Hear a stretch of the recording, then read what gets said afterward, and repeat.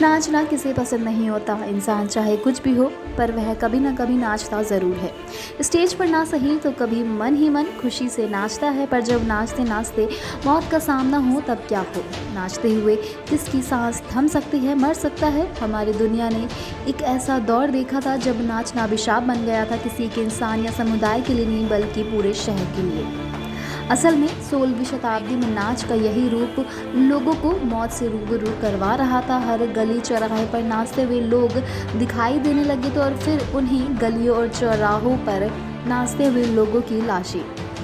असल में 16वीं शताब्दी के दौरान यूरोप के स्ट्रासबर्ग में रहने वाली एक साधारण सी औरत अपने घर से नाचते हुए बाहर निकली। लोगों को लगा शायद कोई खुशी का समाचार है, पर जब उस औरत का नाचना नहीं रुका तो लोगों को लगा कि या तो वो नशे में है या फिर पागल हो गई है। इतिहास में डांसिंग प्लेग की शुरुआत के बारे में बस यही एक बात दर्ज है। कोई उस तारीख के बारे में नहीं जानता जब डांसिंग प्लेग की शुरुआत हुई। ये घटना 1518 की है और जिस महिला की बात की जा रही है उसका नाम है फ्राउ टॉफी। जिन लोगों ने ट्रॉफी को नाचते हुए देखा उन्होंने बताया कि आसपास कोई धुन या संगीत नहीं बज रहा था। वह नाच रही थी और नाचे जा रही थी।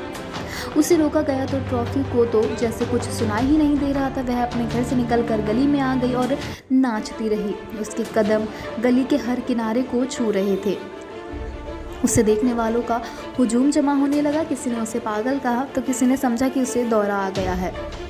कुछ लोग उसे देखकर हंस भी रहे थे। हालांकि फ्राउ टॉफी इन सब बातों से बेखबर बस नाच रही थी। फ्राउ टॉफी की ही तरह एक एक करके उसके पड़ोसी भी अपने घरों से नाचते हुए बाहर निकलने लगे। वे सभी फ्राउ की तरह बेसुध थे। खास बात यह है कि इनमें से किसी के चेहरे पर ना तो कोई खुशी ना तो कोई गम का भाव था। आंखें बंद थी और वे मग्न थे। फ्राउ को देख करीब 34 लोगों ने नाचना शुरू किया। सुबह से रात हो गई और इस संख्या में इजाफा होता चला गया। नाच जारी था। वे थक रहे थे, गिर रहे थे, रुक नहीं रहे थे। उनके दिल कमज़ोर थे, हाँफने लगे, सांसें रुकने लगी और देखते ही देखते 15 लोगों की मौत हो गई। एक पूरा दिन नाचते हुए गुजर गया, लेकिन अगले दिन भी जब ये सिलसिला जारी रहा तो प्रशासन को चिंता ही। नाचने वालों में से 15 की मौत हो चुकी थी। नाच में शामिल लोगों की संख्या में इजाफा होता जा रहा था। कोई किसी को नाचने के लिए नहीं कह रहा था और अचानक ही लोग घर से बाहर आकर नाचते हुए सड़कों पर चले जा रहे थे। नाचते हुए लोग थक कर ज़मीन पर गिरे। कईयों को दिल का दौरा आया और वे मर गए। जब तक प्रशासन स्थिति पर काबू पाता तब तक मौत के इस नाच ने उस शहर के 400 लोगों की जान ले ली थी। आपको बता दें कि 2 दिन के इस तमाशे के बाद सब कुछ शांत हो गया। यूरोपीय प्रशासन ने इस तांडव को डांसिंग प्लेग का नाम दिया। इतिहासकारों ने अपनी किताबों में डांसिंग डेथ लिखा, किंतु ये कोई समझ नहीं पाया कि आखिर नाच शुरू कैसे और क्यों हुआ। लोगों ने फ्राउ ट्रॉफी की तलाश करने की काफ़ी कोशिश की पर उसका कोई सुराग नहीं मिला। वह नाचते हुए मर गई या नाचते हुए गुम हो गई, कोई नहीं जानता।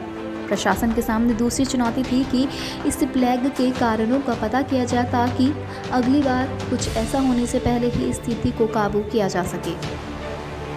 कुछ लोगों ने इसे तंत्र साधना का असर बताया तो कुछ ने मनोवैज्ञानिक तर्क दिए जो ईश्वर पर विश्वास करते थे। उन्होंने कहा कि यूरोप में 200 से 500 ईसा पूर्व अंधकार का युग था, यानी लोगों को चमत्कार, शैतानी ताकतों पर विश्वास था। 14वीं और 15वीं शताब्दी में यूरोप में महिलाओं को डायन समझकर मार देना आम था। जब डांसिंग प्लेग की घटना हुई तब यही अंदाज़ा लगाया गया कि लोगों पर किसी डायन या फिर भूत का साया था। डांसिंग डेथ का रहस्य अब तक अनसुलझा है। ये घटना यूरोप के इतिहास का अभिन्न हिस्सा है। स्ट्रासबर्ग के म्यूजियम में अब भी इस घटना के निशान संभाल कर रखे गए हैं। इतिहासकार जॉन वॉलर ने अपनी book a time to dance a time the die the extraordinary story of the dancing plague of 1580 इस घटना के बारे में लिखा है। उन्होंने लिखा कि लोग एक के बाद एक डांस करने के लिए राज़ी हो रहे थे। लग रहा था जैसे कोई विश्व रिकॉर्ड बनाया जा रहा है। जो लोग नाच रहे थे उनके परिवार वाले भी डरे हुए थे। ये वो दौर था जब मनोविज्ञान के क्षेत्र में ज़्यादा उन्नति नहीं हुई थी, इसलिए इस घटना के कारणों का ठीक से पता नहीं चल सका। अगर कोई मानसिक रोगी होता था तो उसे ओझा के पास ले जाया जाता था, ना कि डॉक्टर के पास।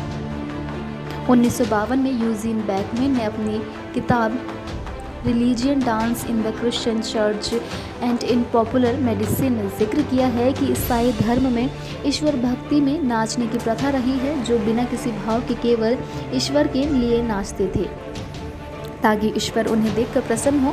वे डांसिंग डेथ को इसी का एक रूप कहते हैं। उन्होंने डांसिंग प्लेग का जिक्र करते हुए लिखा है कि लोगों के नृत्य के जरिए सांसारिक जीवन से मुक्ति पाने का मार्ग खोज लिया था और वे वही कर रहे थे। पर सवाल है कि ये तमाशा अचानक शुरू होकर अचानक कैसे ख़त्म हो गया। जब लोग नाच रहे थे तो लग रहा था कि ये पूरा घटनाक्रम किसी योजनाबद्ध तरीके से अंजाम दिया गया है।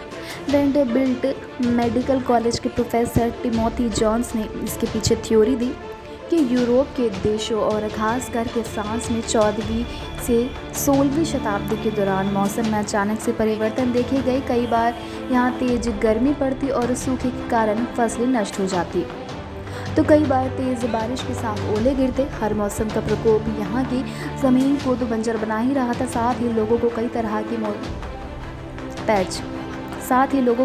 कई तरह की बीमारियाँ जैसे मोतियाबिंद, सिफिलिस, कुष्ठ रोग भी फैल रहे थे। काल के कारण मरने वालों में संख्या बढ़ रही थी और बीमार लोगों में अपंगता आ रही थी। 1518 के दौरान यूरोप में डांसिंग प्लेग की घटनाएं 7 गुना बढ़ गई थी। ये सब इसलिए हो रहा था क्योंकि लोग मानसिक रूप से त्रस्त थे। हालांकि 16वीं शताब्दी के बाद कभी किसी ने दोबारा डांसिंग प्लेग की घटना ना तो होते हुए देखी और ना ही कभी सुना। एडिनबर्ग यूनिवर्सिटी के इवान क्रॉसियर ने डांसिंग प्लेग के बारे में कहा कि जिस समय यह हो रहा था उस वक्त को मंथ ऑफ हिस्टीरिया कहा गया। उन्होंने दावा किया कि ऐसा केवल यूरोप में नहीं हुआ बल्कि अफ्रीका और एशिया में भी डांसिंग प्लेग की घटनाएं हुई थी। 1840 में एक और ऐसी ही घटना मेडागास्कर संक्रमण के समय सामने आई थी। इसमें संक्रमित व्यक्ति पागलों की तरह नाचने लगते थे। डॉक्टरों ने कई एंटीडोज बनाए पर किसी का असर नहीं हुआ। फिर एक दिन सब कुछ अचानक रुक गया। लोगों ने नाचना बंद कर दिया, जैसे किसी ने उनके भीतर चाबी भर दी थी और अब निकाल ली हो। बहरहाल 1518 में जो स्टॉर्गबर्ग में हुआ वह रहस्यों से भरा था। धार्मिक और वैज्ञानिक तर्कों के बीच डांसिंग डेथ की घटना होने को झुटलाया नहीं जा सकता। इस घटना के कारणों पर कोई ठोस बात किसी ने नहीं की। ठीक वैसे ही जैसे 1962 में युगांडा और तंजानिया में हुए तंजानिया लाफ्टर महामारी के बारे में, जिसमें बच्चों से लेकर बड़े हर कोई हंस रहा था। इस मुस्कुराहट ने कुछ ही दिन में 1000 लोगों की जान ले ली थी। इसके बारे में हम अपनी अगली कड़ी में आपको तफ्तीश से बताएंगे। Subscribe to our YouTube channel and press the bell icon to get the latest updates.